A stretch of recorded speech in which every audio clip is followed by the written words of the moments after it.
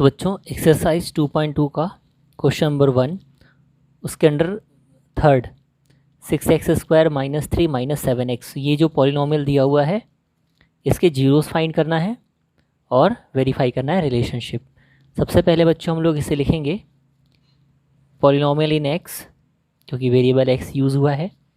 इसको अरेंज करना होगा वेरिएबल x की डिसेंडिंग पावर के फॉर्म में। तो कितना आ जाएगा 6x², इसके बाद कौन सी टर्म आ जाएगी -7x और ये -3। बच्चों इसको पॉलिनोमियल इन x है तो पहले हम लोग इसके फैक्टर, फिर जीरोस और फिर रिलेशनशिप, 3 स्टेप्स में इसको सॉल्व करने वाले हैं।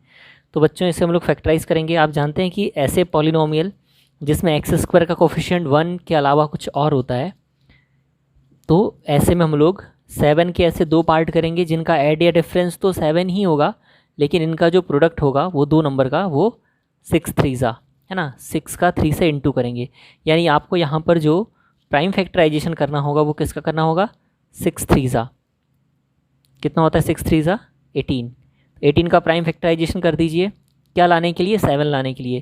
पहले आप इसे 2 से डिवाइड करेंगे, 2 9 बच्चों चेक करो क्या 7 आ रहा है, यस 9 - 2 7 आ रहा है। इसे हम लोग लिख सकते हैं 6x² minus in the bracket 9 - 2 x - 3।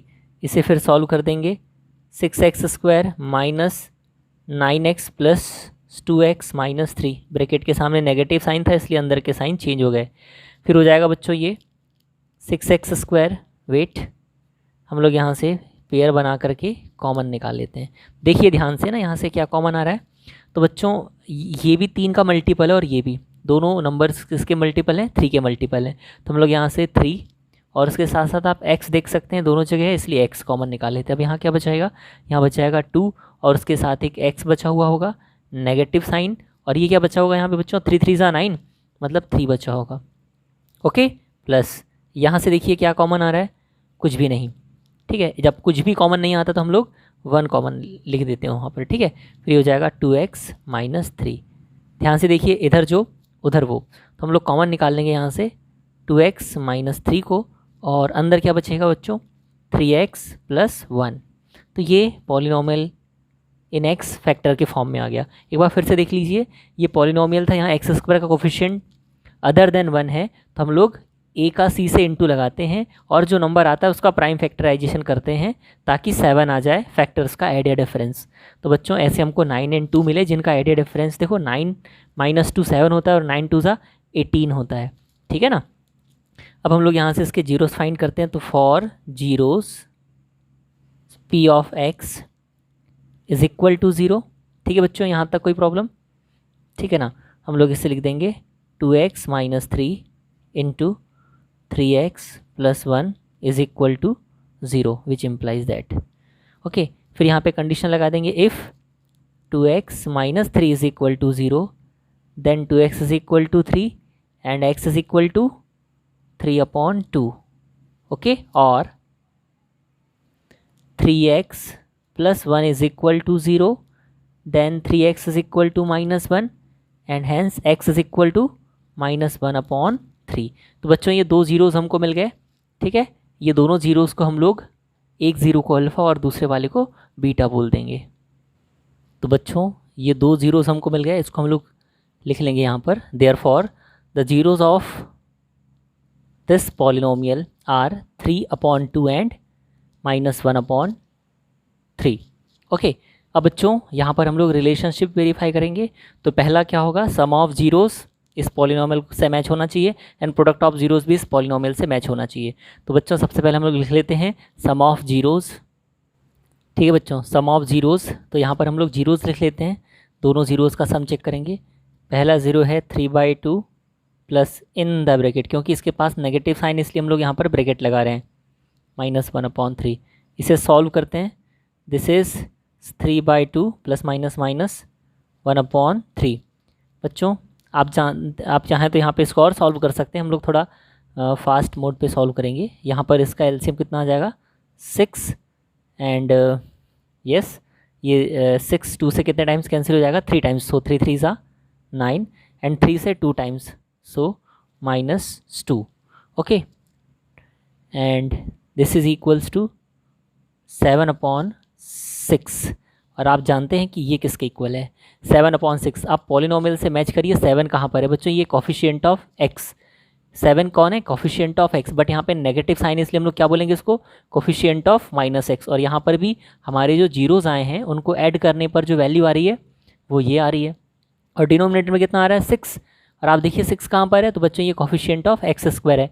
और आप जानते हैं कि सम ऑफ जीरोस किसके बराबर होता है, एक बार फिर से आपको याद दिला देते हैं बच्चों, सम ऑफ जीरोस क्या होता है, sum of zeros alpha plus beta is equal to -v/a, तो ax² plus bx plus c के हिसाब से, बट मेनली आपको इससे कंपेयर करना होता है, minus coefficient of x upon coefficient of x², and product of zeros किसके इक्वल आना चाहिए, constant term upon coefficient of x² आना चाहिए। एक बात हमें हमेशा ध्यान रखें, डिनोमिनेटर में दोनों जगह जो आप रिलेशनशिप वेरीफाई करेंगे ना, वहाँ पर कोफिशिएंट ऑफ x² ही है दोनों के लिए, प्रोडक्ट और सम दोनों के लिए, है ना। चलिए हम लोग क्वेश्चन पर चलते हैं। तो बच्चों यहाँ पर 7 क्या हो जाएगा, 7 इज कोफिशिएंट ऑफ -x, मतलब minus coefficient of x upon, बोलिए 6 क्या है, पॉलिनोमियल के हिसाब से coefficient of x², coefficient of x²। ऐसे ही हम लोग प्रोडक्ट ऑफ जीरोस भी वेरीफाई कर लेते हैं। तो बच्चों product of zeros alpha into beta ना, ये रहा हमारा पहला वाला 0 3/2, और ये दूसरा वाला -1/3। बच्चों एक बात आप याद रखिएगा कि यहाँ पर है ना, यहाँ पर आप प्रोडक्ट करते इस टाइम पर ये 3 से ये 3 कैंसिल कर सकते हैं, बट ऐसा मत करिएगा, ठीक है। आपको कैंसलेशन नहीं करना है, यहाँ पर आपको सीधे सीधे मल्टीप्लिकेशन करना है।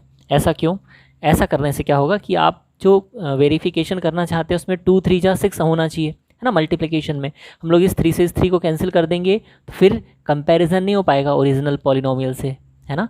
इसलिए हम लोग यहाँ पर कैंसिल नहीं करेंगे, सीधे सीधे मल्टीप्लिकेशन करेंगे, ठीक है।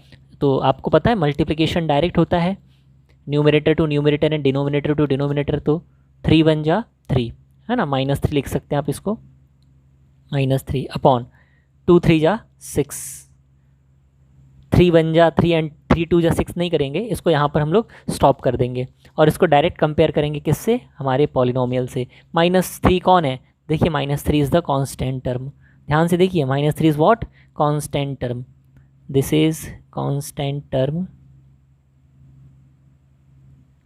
अपॉन 6 कौन है, कोफिशिएंट ऑफ x²।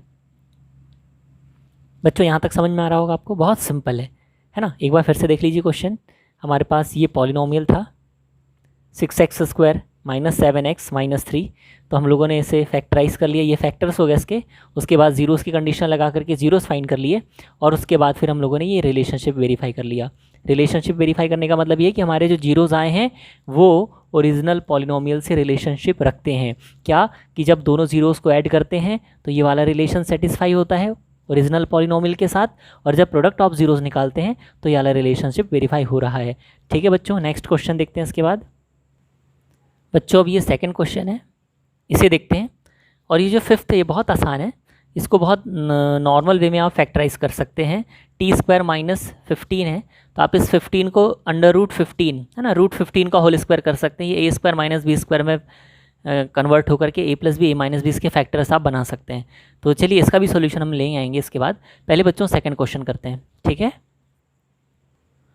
तो बच्चों ये रहा फर्स्ट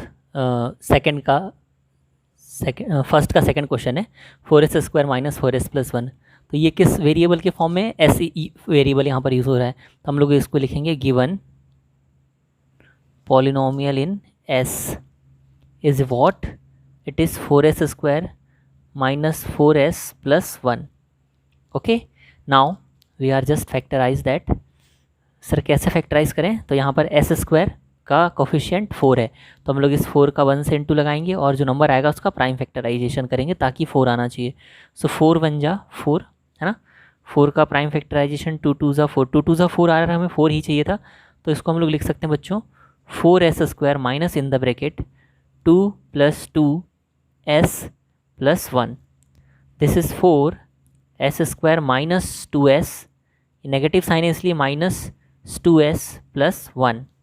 बच्चों ये पेयर बन गया, यहाँ से कॉमन निकाल लीजिए, कितना आ रहा है, ध्यान से देखिएगा 2 कॉमन आ रहा है और उसके साथ s, सो 2s कॉमन आ गया, अंदर कितना बच रहा है यहाँ पे 2s माइनस, यहाँ से सब कुछ कॉमन आ चुका है इसलिए इसके प्लेस पर बचेगा 1 और फिर ये रहेगा नेगेटिव साइन।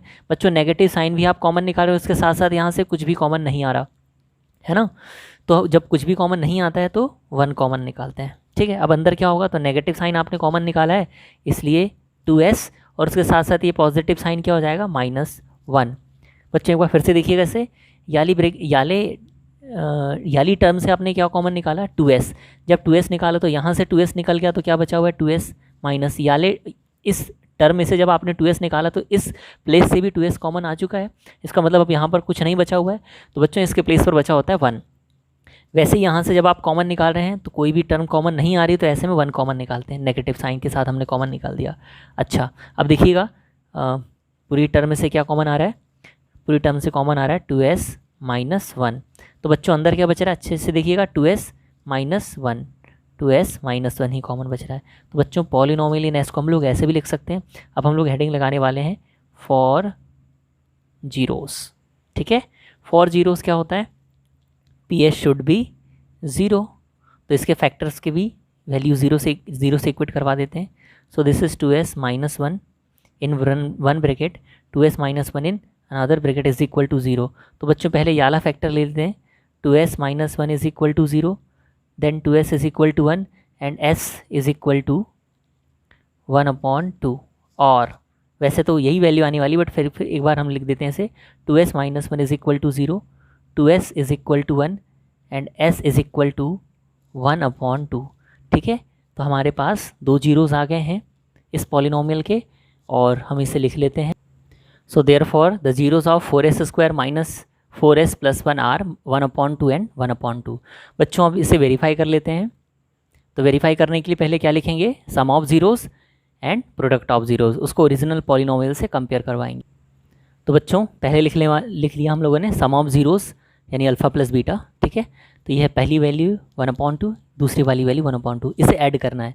तो बच्चों बिल्कुल डिफरेंट तरीका होगा इसको ऐड करने का।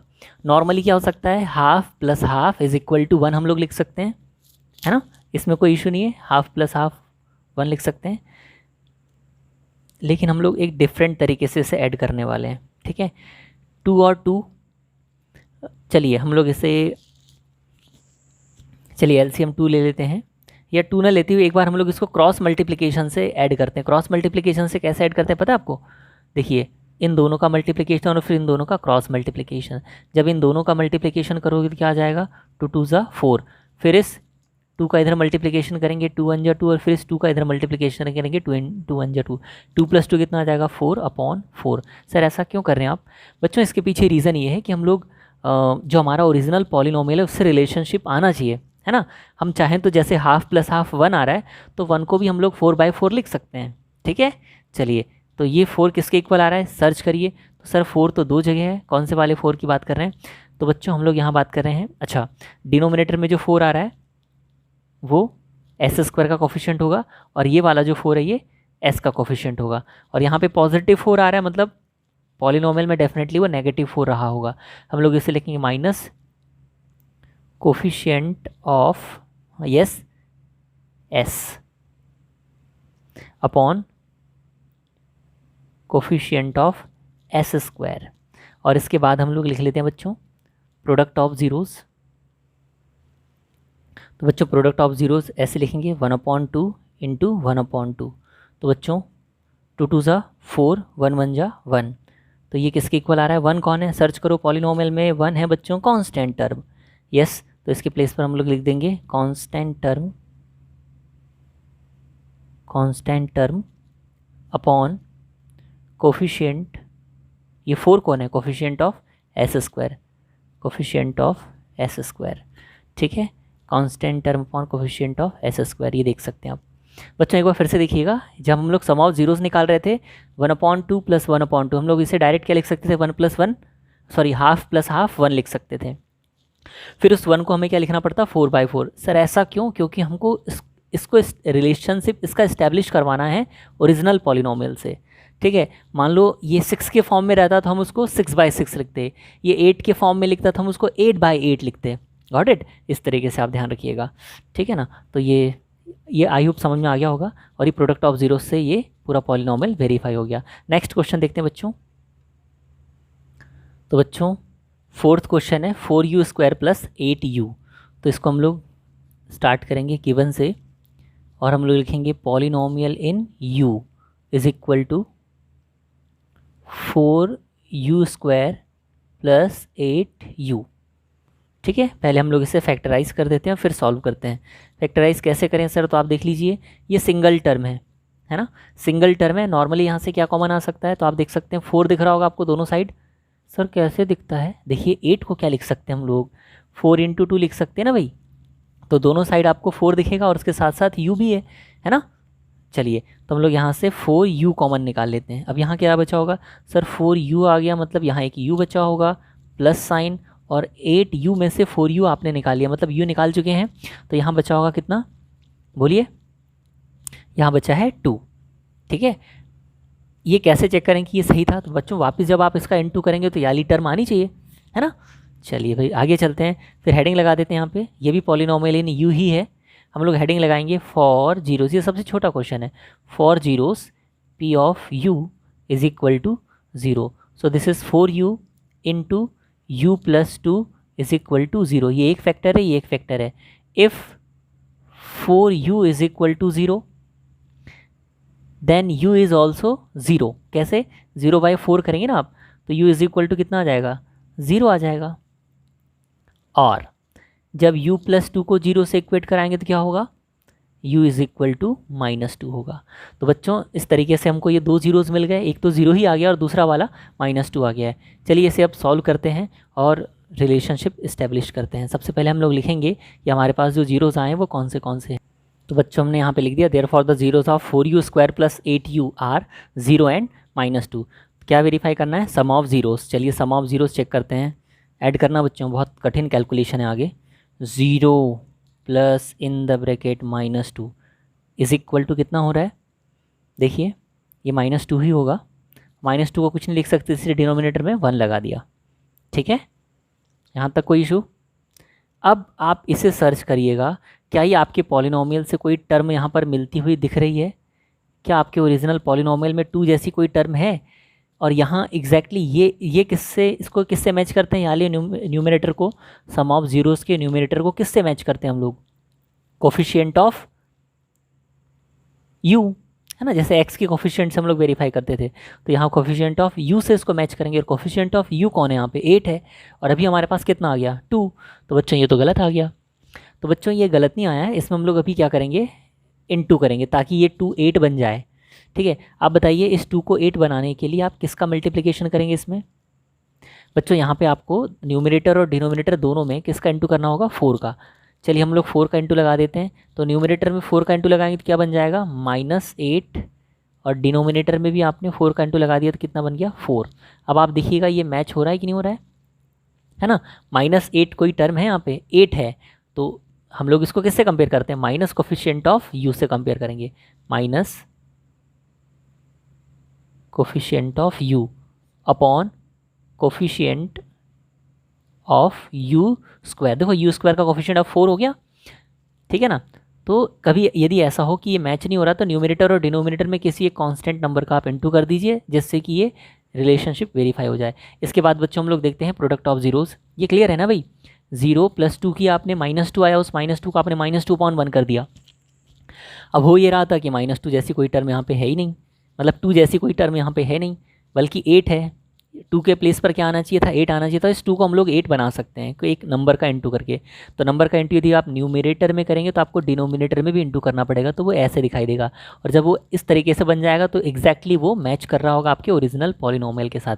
अब प्रोडक्ट ऑफ जीरोज़ को भी वेरीफाई करते हैं। तो बच्चों प्रोडक्ट ऑफ जीरोज़ देख लीजिए। प्रोडक्ट ऑफ जीरोज़ 0 × -2 कितना हो जाएगा? 0 × -2 -2 होगा?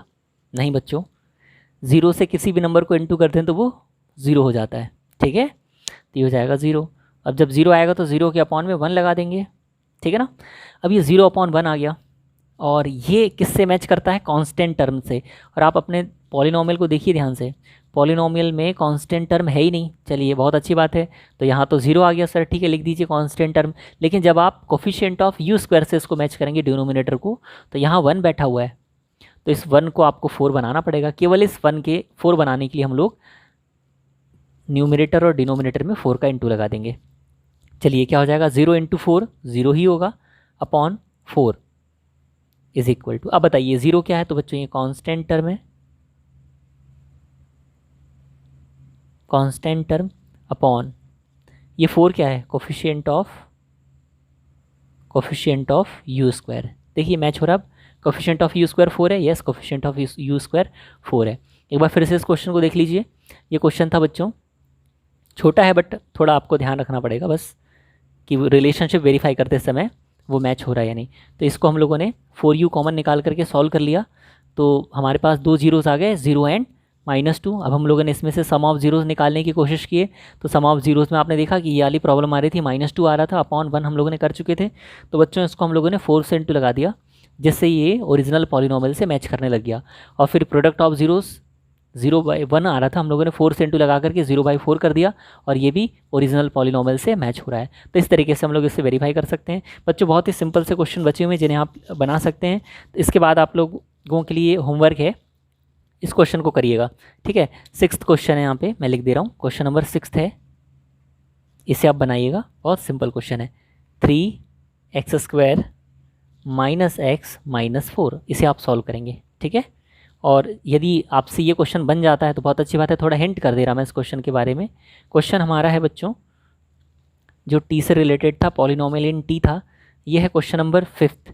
इसको थोड़ा हिंट करके छोड़ दे रहे हैं, लिखा हुआ है t² -15, पॉलिनोमियल इन टी है ये, तो आप लोग इसे क्या लिख सकते हैं, t² -√15 का होल स्क्वायर। अब जब आप इसे सॉल्व करेंगे तो क्या बन जाएगा, t -√15 एक ब्रैकेट में आ जाएगा, और t +√15 दूसरी ब्रैकेट में आ जाएगा। देखो कितने सिंपल वे में ये फैक्टराइज हो गए, एक फैक्टर मिल जाएगा √15 और एक फैक्टर मिल जाएगा -√15। सम एंड प्रोडक्ट को आप वेरीफाई कर सकते हैं। बच्चों ये तो मैंने हिंट कर दिया, इसे आप बनाने की कोशिश करिएगा, और ये आपके लिए होमवर्क है, ठीक है। आई होप आपको ये चीज़ें समझ में आ गई होगी, बहुत सिंपल है, ठीक है ना। यदि कोई डाउट्स रहते हैं तो आप बिल्कुल पूछिएगा इसके ऊपर, ठीक है, कमेंट में।